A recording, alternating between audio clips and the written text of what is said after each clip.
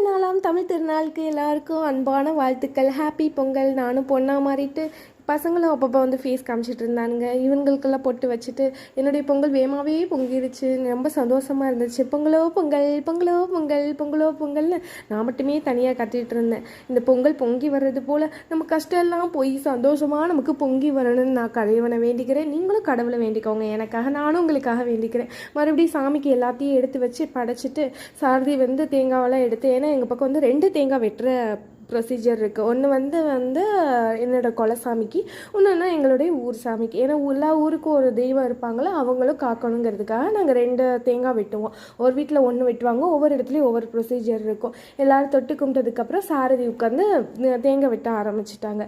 அதுக்கப்புறம் அவங்க வந்து சாமி கும்பிட ஆரம்பிச்சிட்டு இருந்தாங்க. நான் எல்லாமே எடுத்து வச்சுட்டு ஒரு ஓரமாக நின்றுட்டு இருந்தேன். ஏன்னா எங்கள் பக்கம் வந்து கொஞ்சம் பாய்ஸை தான் எடுத்து எல்லாமே பண்ணுவாங்க. அதனால என்னோடய வீட்டுக்காரர் தான் எல்லாமே பண்ணிகிட்டு இருந்தார். திடீர்னு சீரனும் அதை பார்த்துக்கிட்டு பொங்கலோ பொங்கல் பொங்கலோ பொங்கல் சொல்லிட்டு அவனுக்கு தனியாக பாடிக்கிட்டே இருந்தானுங்க. பாடி முடிச்சதுக்கப்புறமா எப்போ பொங்கல் சோறு தருவானுங்க அப்படின்ன மாதிரி உட்காந்துருந்தானுங்க.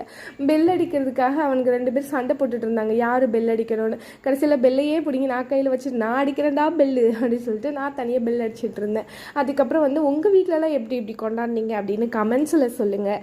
உங்கள் வீட்டில் என்னென்ன மாதிரி, இப்போ எங்கள் வீட்டில் 2 தேங்காய் உடைக்கிற மாதிரி உங்கள் வீட்டில் என்ன மாதிரி ப்ரொசீஜர்லாம் இருக்குன்னு கமெண்ட்ஸில் சொல்லுங்கள்.